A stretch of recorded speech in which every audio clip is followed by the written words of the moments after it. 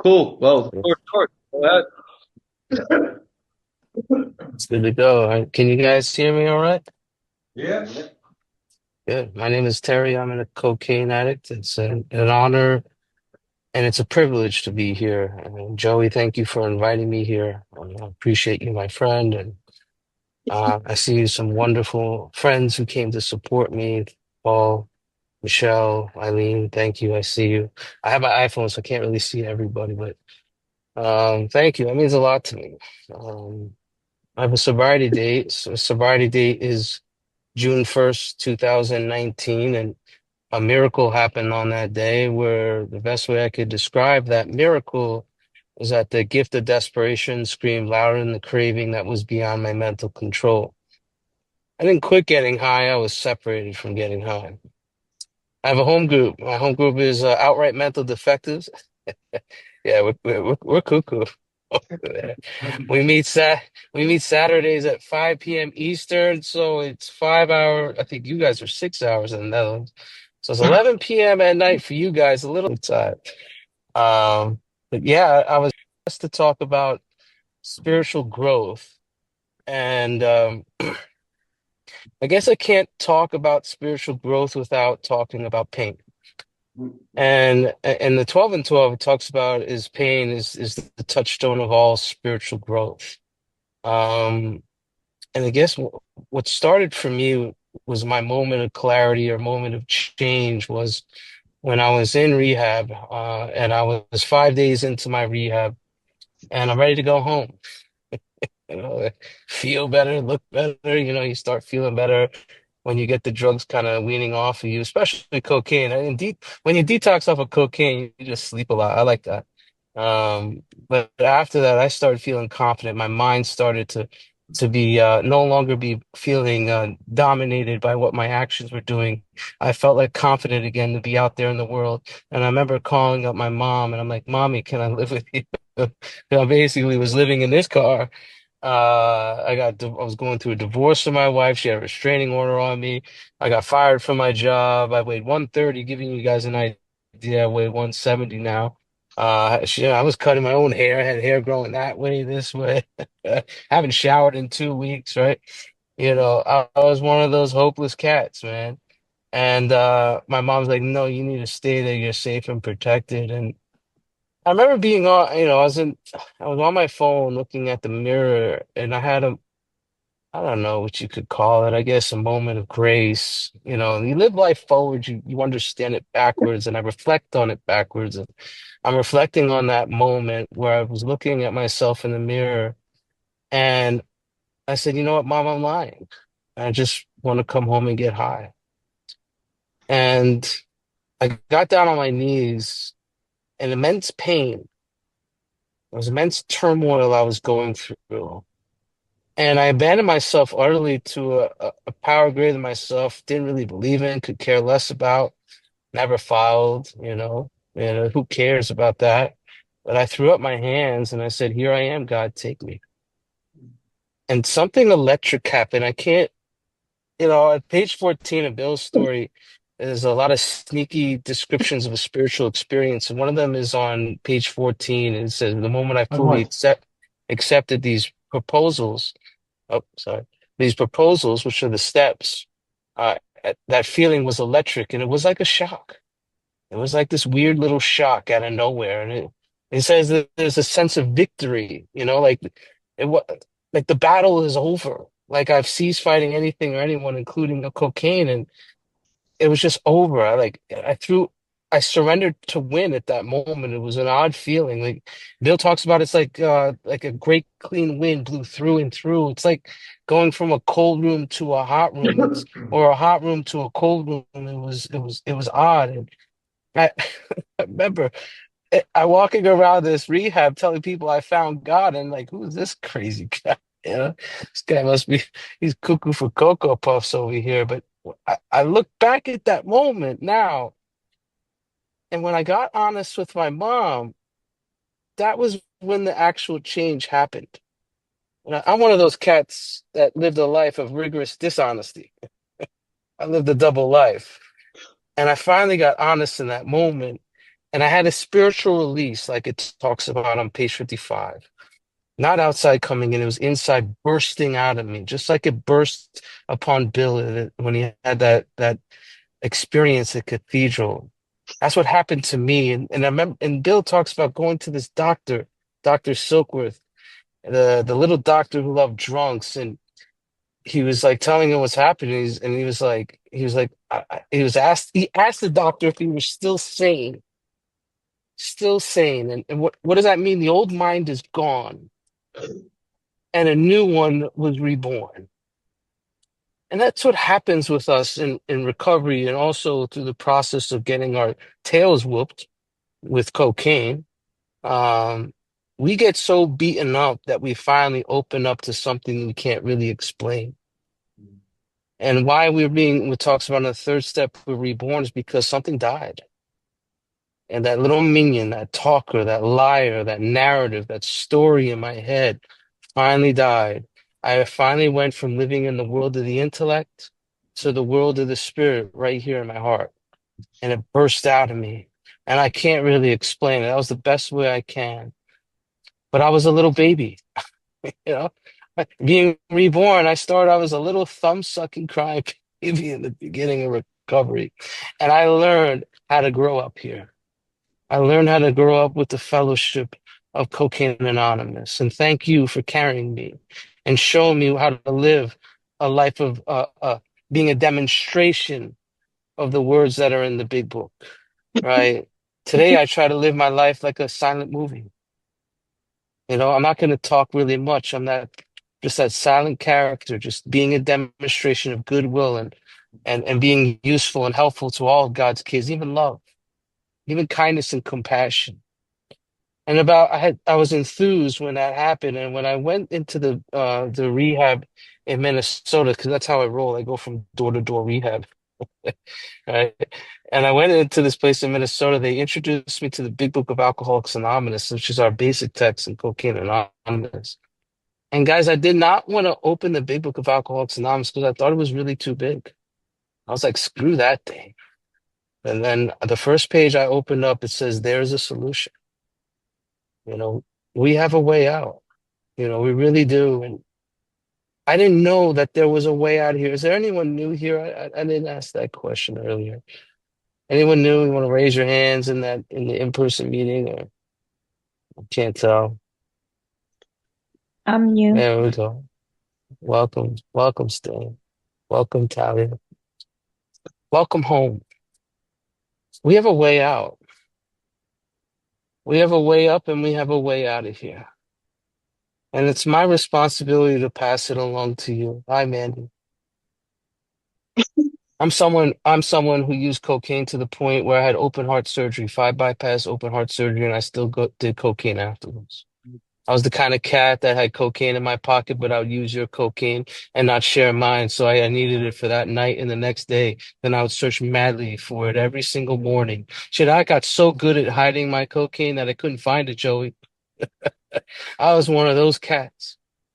And thank God for cocaine. Thank God I was an alcoholic. I'm also an addict as well. My big five, my five of my loves of my life is oxy 80s, cocaine, alcohol, sleeping pills, and there's another one I can't. What's the other one? Whatever.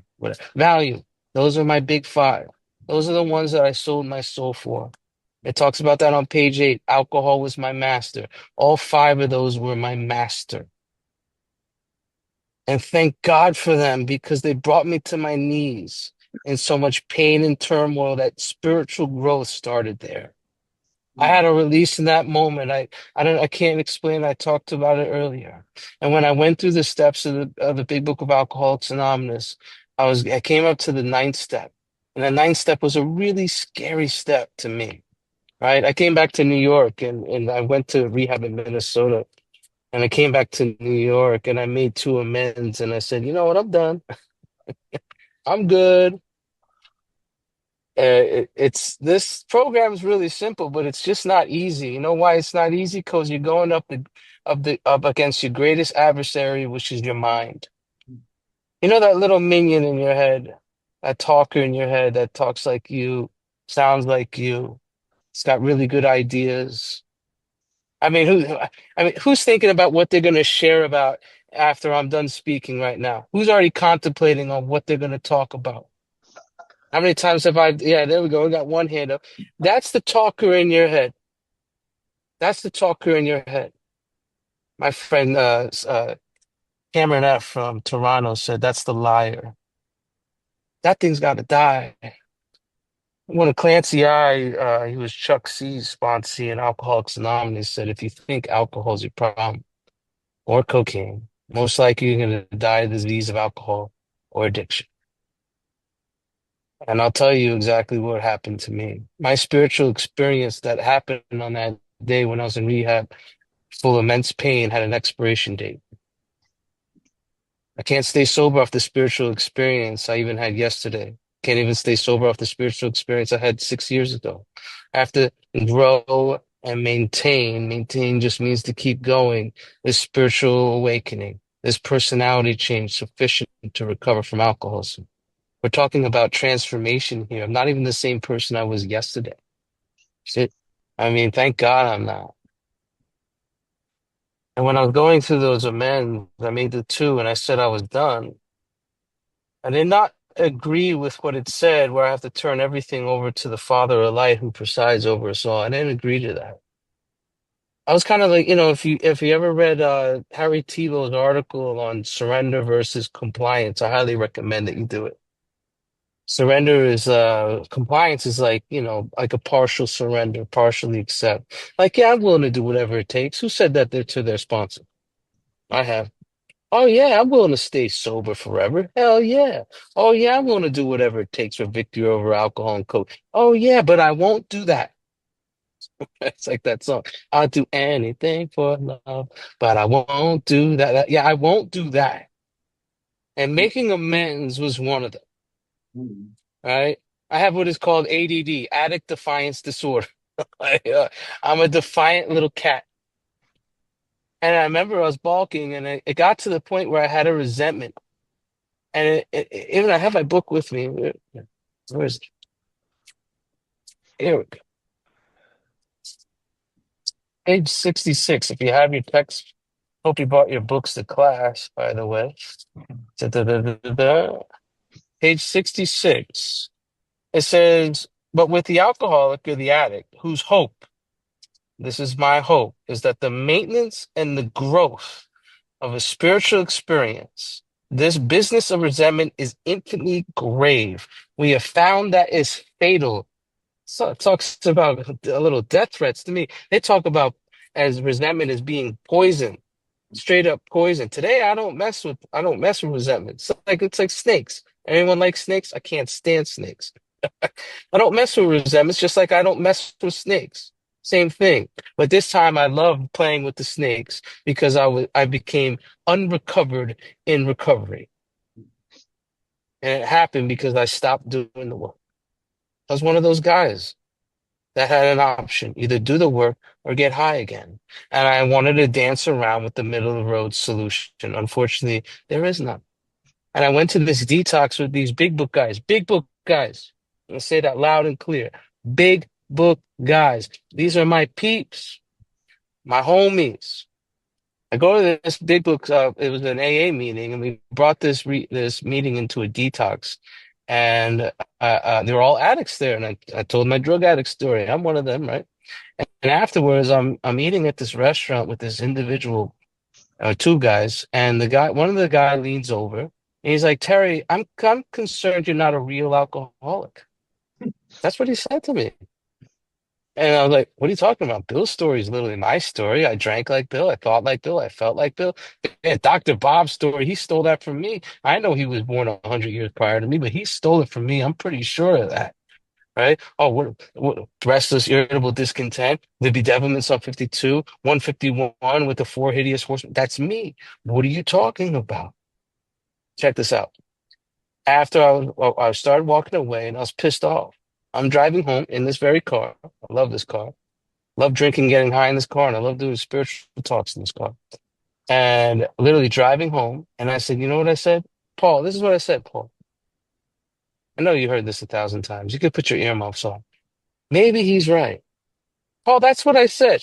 I said, maybe he's right. He's right. Oh my goodness. That obsession to drink just, it took over. I mean, it, look, there's a spectrum here, and what is the difference between a potential alcoholic and a real alcoholic? Let me explain that to you. A potential alcoholic has the potential to become a real alcoholic. A real alcoholic is someone who has reached their potential. I didn't think alcohol was a problem for me. Yeah, I went to 4 rehabs in high school. That was a long time ago for alcohol, right? Yeah, I was in those rehabs. Yeah, I admitted I had some of the symptoms like Fred in the story. I'm just a little pregnant, but I'm not all the way pregnant like these guys over here, right? I'm just a little bit pregnant, but that happened a long time ago, and my mind ate that up. And I was literally at a traffic light looking to make a left to go to a meeting or make a right to go to the bar. I remember in that moment where I had a God moment. It was a grace moment. I remember I called up my sponsor. I'm like, hey, sponsor, I'm thinking about drinking. It's whispering in my ear. I'm even fantasizing about it. He's like, did you make your amends? I'm like, no, I didn't make my amends. What are you, Baby Yoda over there? How do you know I'm not making my amends? He's like, maybe you need to make your amends. I don't know. A pain. Pain is the touchstone for all spiritual growth. I can't grow up here without it. I think that's what I'm the kind of cat. I'm the kind of cat that works the steps at the pace of pain. That's that's me. You guys could write that down. I stole that from someone else. You guys could write this down. I work the steps at the pace of pain. I was in so much pain, and you guess where you know where I was in that? In this very car right here. And I'm praying for the willingness to call this individual who is a friend of mine who I had a resentment towards because you got to go make amends to people you resent. What's up with that witchcraft? What's up with that stuff? I don't want to do that. That's uncomfortable. I don't want to do that. I'm praying for the willingness. I'm reminding myself I'm willing to go on any links for victory over alcohol and cocaine. I'm doing it for 45 minutes and then I accidentally called him. And he said, hey, Terry, how you been? Where have you been? I miss you and I love you. I had no idea that people had love and compassion for me. You know, I had no idea that people actually cared for me. That's the thing with us, is that we're so inconsiderate and so self-consumed for so long. We don't understand how other people feel. Yeah, we've had a lot of, when we look at amends, we're not just look at the acts, we look at the impacts that we've done with these people. They actually love us. And when they see us as a silent movie coming up to them as a character who's being a living demonstration of someone who has changed, they can see it in our eyes way before we can. We're just scared little babies, thumb sucking crying babies to do something that is so simple that it can be so revelatory to you in the long run. And then all of a sudden I start making these approaches afterwards. I'm like, this is where the juice is at. Let's go, baby. Let's go. And I'm making these approaches, I'm making these amends, and all of a sudden, 2 weeks later, I was like, I'm not thinking about getting high. I'm not thinking about drinking. There's no fantasy going on about it. It's not whispering in my ear. I'm not even dreaming about it. Who has drunk dreams or getting high dreams? Yeah. Normal people don't do that, by the way. If you have those, welcome home, baby. I suddenly realized that what God was doing for me, what I could never do for myself in that moment. I did the work and God worked on me. And I was enthused after that. I mean, this is right before COVID, and COVID hit, and and it says on page 14 of our book, and I hope yet again, bring your books to class. Where is it on 14? I keep going to 14 for some reason. It says, for if bottom of the last sentence says, for if an alcoholic failed to perfect, perfect means make better. I'm sorry. Yeah, make better and enlarge, which means make larger. His spiritual life. Spiritual life is a relationship with God, myself, and others, right? Steps 1, 2, 3, building a relationship with God. 4 through 7, building a relationship with my true authentic self. 8 and 9, building a relationship with others. 10 is growing. spiritual growth, growing and maintaining a relationship with my true authentic self. 11 is growing and maintaining a relationship with God. And 12 is growing and maintaining a relationship with others through work, which means intensive work with other alcoholics and self-sacrifice for others. I could not survive the certain trials and certain low spots ahead. Guys, bad stuff's going to happen. What happened during COVID? I did not survive COVID. I thrived during COVID. We were helping people left and right all over the world, Kristen. We were doing remarkable things. And about 10 months in, it started to fizzle. It started to be outshined. I was just talking to Paul a little bit earlier about this. The life that CA gave me got in the way of my CA way of life. I stole that from a few guys from California. I let myself get in the way with my recovery. I let the ego, that's what happens here. It's a phenomenon. It's called the resurrection and recuperative powers of the ego. Yeah, my disease is outside doing push-ups. Yes, it is, but it's more like it's in the other room taking acting class, looking to make a comeback. Like Mr. Spiritual Man, Mr. AA, Mr. CA, Mr. AA convention speaker, Mr. CA convention speaker, right? Paul, where's my standing ovation right now? It's not giving me a standing ovation. I'm hurt, threatened, or interfered with. That little minion in my mind. The ego becomes extremely spiritual really fast. And I couldn't differentiate the true from the false in recovery. Even go to page 82. Oh, I'm going to do this skit. All right, let's do this. Go to 82. Where's 82 at? I can't even find it.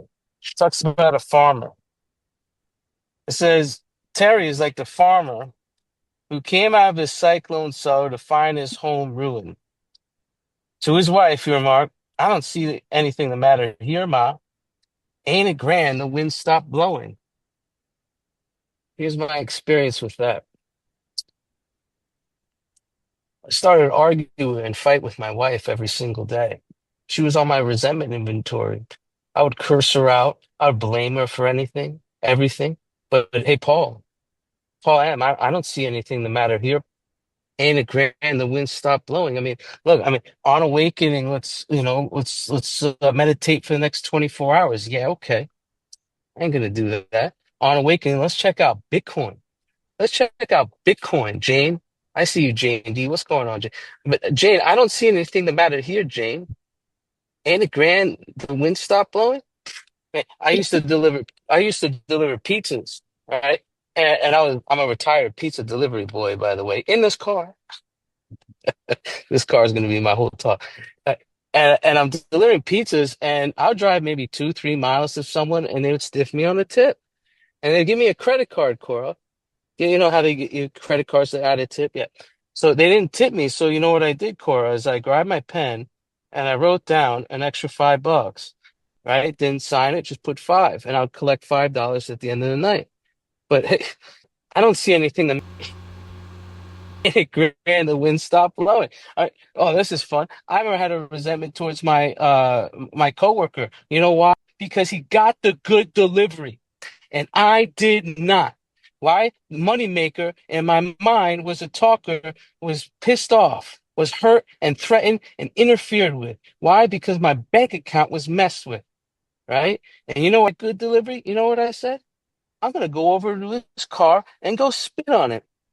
But young, I don't see anything the matter. You know, ain't it grand the win stuff? But look at me. I'm still sober.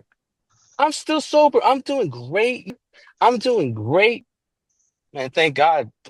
Thank God God stopped me and had me. I had to do a pause moment there as well. I don't know. I asked God for intuition in that moment. He said, turn. I don't know if it meant turn around or turn your thoughts to get someone help, but I did not spit on individuals' talk. I remember I spoke at someone's meeting. They called me the spit on the car dude. I did not do it, but I don't see anything the matter here, everyone. Anagram, the wind stopped blowing. Man, my mom would call me up and she'd be like, "Hey, can we hang out?" I'm like, "Oh no, mom, I'm a little busy tonight. I'm literally watching TV, doing nothing." But I don't see anything the matter here, Chrissy.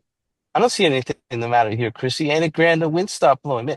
Man, I became obsessed. with learning the big book, studying the big book. I read AA Comes of Age 4 times. I read Dr. Bob and the Good Old Timer 6 times. Man, I even know 1930s definition of victim, meant to be tricked or duped. I know the 1930s definition of all sorts of wonderful words in the big book, like the word understand. Who knows the 1930s definition of word understand means to learn through experience. I obtained all this knowledge. You know why? Because I wanted to sound cool, look cool. I wanted standing ovations right after I would quote the big book, right? But I don't see anything the matter here, Paul. Ain't it grand the Windstopper? Man, I would take off of work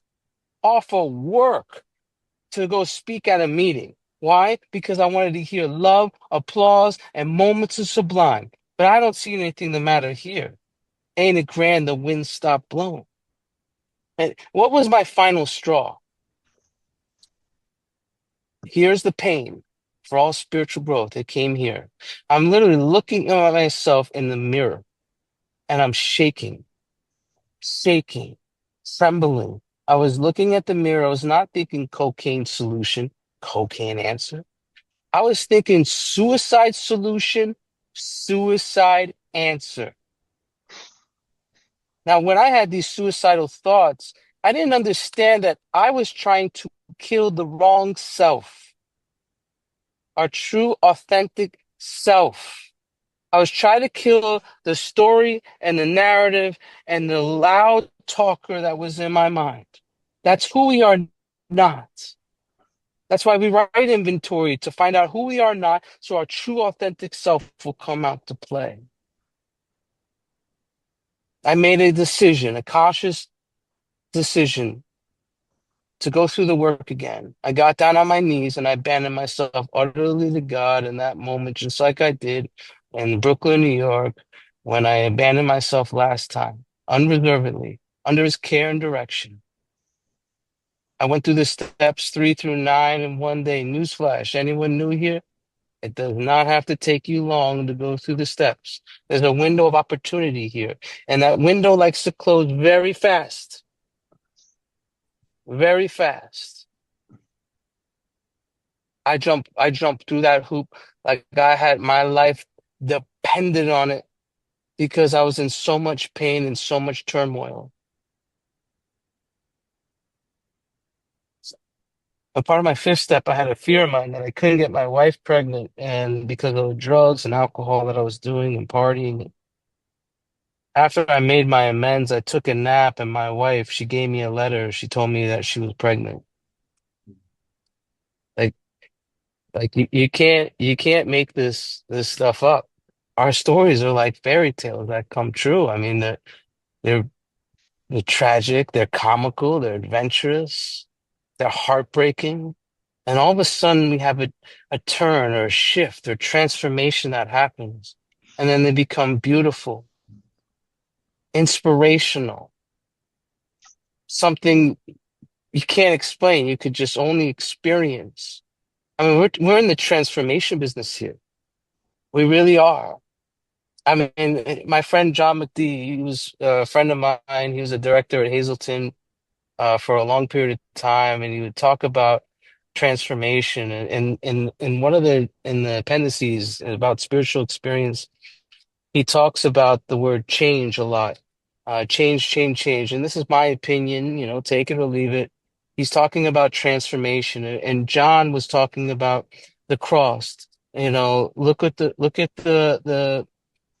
the significance of the cross. The cross was considered a torture device way prior to J Money coming out with it, right? And it was used to hurt people, it was used to kill people. Now look at the cross today.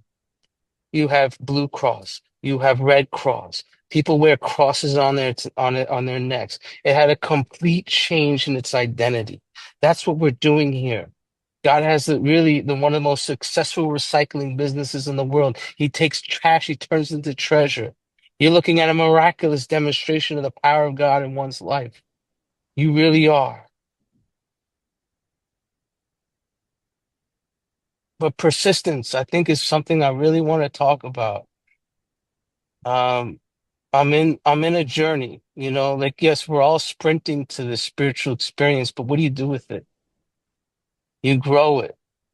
That's spiritual growth. And I've had a lot of pain recently, and I didn't understand what it really meant. And I think I want to talk about my dad for a little bit. Um, about 3 weeks, part of our sixth step, it says, "Are we willing to let go that anything that's objectionable?" That you look on your fifth step or your fourth step with your sponsor. And a big one was sloth. You know, I mean, I love nap time. Who liked nap time in the first year? I'll put two hands up. Right? Like I love nappy time. Thing is, I continued doing nappy time way past the year, and it would constantly interfere with you could say the harmony of life, or what is it, the stream of life, like what Bill would say in step 11. And so I knew it was objectionable, and my dad and I, we were supposed to meet up on a weekend, and I really didn't want to meet up with him. Why? Because I wanted to take a nap. I wanted to rest. I had a busy week, like really busy week at work. Who's had a hard week at work so far? Come on, raise your hand. You know, don't you like your nappy time? Don't you want to, Paul? Don't you want to rest after work? Yeah, I wanted to rest, and I was about to bail out and call my dad, make up a BS reason, living a life of rigorous dishonesty. And he called me before I called him. And he said, "Hey, Terry, we're painting the house. Can we meet next week?" And I was like, "Yeah, no problem." In the back of my mind, I'm like, "Yes, yes." All right? I didn't say that out loud to him, but I said yes. And I was able to take my nap. Next week came. Same thing with work. All right. I was about to call out and do the same thing. He said that he was sick and his wife was sick. And I said yes again, not out loud. But I was really happy not to go over there because I was able to rest, to relax, and be lazy all day. And then that following week came when I was supposed to meet him again. That Friday before Sunday, I was supposed to meet him. My coworker died at work. He had a heart attack. He dropped dead. He was one of us. He was that someone that cannot or will not completely give themselves to this program. I met a lot of these people. This is a deadly illness. It kills people. It is fatal. Our solution is to get high. Unfortunately, our solution could kill us as well. So can our minds. It took him out. I saw a dead body on the floor. Second dead body that I've seen in my entire life. They were pumping his chest for about an hour before the medics came. I had a really tough experience, but that Sunday was coming up where I was going to see my dad. And I really did not want to see my dad. You know why? Because I was exhausted. I needed a break. And I was about to call my dad and call out again, make an excuse not to see him. I'll use the excuse of my dead coworker. That's what was going through my mind. And he calls me up. He said, "Hey, we're still sick, but I could come to you." This is what I said. No, no, no, don't worry about it. Don't worry about it, Dad. I'll see you next week. The next day he died. He had a heart attack and he had a stroke.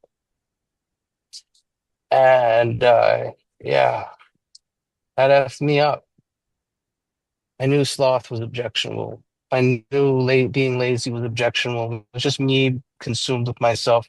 Sloth is just one of the seven deadly sins which go in the umbrella of selfishness. I knew that I was being selfish. I got on my knees and I asked God, please take it away. I'm in so much pain right now. And you know what happened? God had the audacity not to take it away. So with that, God, I'm still lazy. Why aren't you taking it? Give it. I'm willing 100% letting it go. Here it is. Take it. And he wouldn't take it. I was in pain that entire week. And I asked God, please, for some direction and show me the way. And he said two-way prayer. And I haven't done two-way prayer in a minute. I was listening to your little audio video of me, and I was talking about Wally P. I was like, oh my God, I haven't talked about two-way prayer or done two-way prayer in a minute. And I did two-way prayer, and I said to write a letter to your dad. And guys, I haven't written a letter in a long time. There's 8 types of amends that should cover all amends. It's usually to people that business acquaintances or friends, the people that we hate, money that we owe, criminal offenses, where other people are involved. Cheating is another type of amend. Some people that cannot be seen. That's the one that I'm talking about. And then there's so much that we should do at home. And I thought about that. I was like, you know what?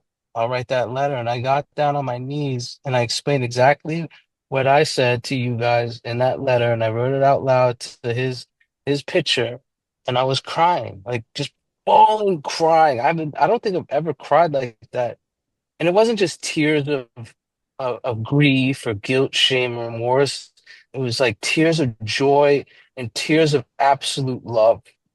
And I asked my dad, how can I make this right? And he said, be you. I'm like, be you? What the hell does that mean? What's up with, what do you mean, be you? He said, be you. And said, okay. So that next morning, I asked God to help me be me or be you as one of my sane and sound ideals for the day.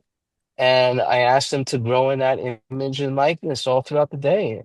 And then about 2 weeks later, I look back at it just like I reflect back at my life. And I was like, I haven't taken a nap. Like, I haven't been lazy. I haven't been picking up the phone when people call. I haven't been dishonest. I haven't been gossiping about other people. That's the good thing. You know, when we get when you become a spiritual guy, right? All of a sudden you start gossiping. You don't like people who gossip, right? It's like me going to a how you doing? Like, you see those gossipers over there that gossip, like start gossiping about the gossipers, but I stopped doing that. Stopped doing that too, which is weird. I started showing up to my home group early, which is really weird. I like being about 2 minutes prior to the meeting, like right boom, right there. I used to be part of the 2 and 2 club, get there 2 minutes late, leave 2 minutes early. But I was actually early there so I could be that person that someone sees when they first walk in, that smiley face, someone who has changed, or someone who is whatever, someone who is present in that silent movie that I was talking about. Someone who's still doing their commitment at their home group, even though they didn't want to do their commitment, but now wants to do it. There was a shift in me that I can't really explain, but I can only experience it. And it started with pain, and there was growth from there. I did a podcast. It's online. You guys could find it. It's on YouTube. I forgot the name. He's from the UK, I think. And he asked me one of the questions. He was like, well, when you're at the pearly gates, Terry, and you meet your creator, uh, what do you want your creator to say to you? And this happened 2 weeks after I made my amends to my dad. And I was like, damn, I don't even know how to answer that question. But the first thing that came into my mind was what I was thinking about yesterday was, is my dad in heaven right now? Is he 20 years old? He's not 82 or maybe, or is he a 4-year-old kid again? That was going through my mind. And the first thing I thought about was that we're all children of a living creator, which says on 28. That means God is alive, and that we're all children of God. And our main function as a child is to play. And then I would say to my creator or he would say to me is, welcome home, son. Welcome home, my child. Come and play. That's all I got. Thank you, guys.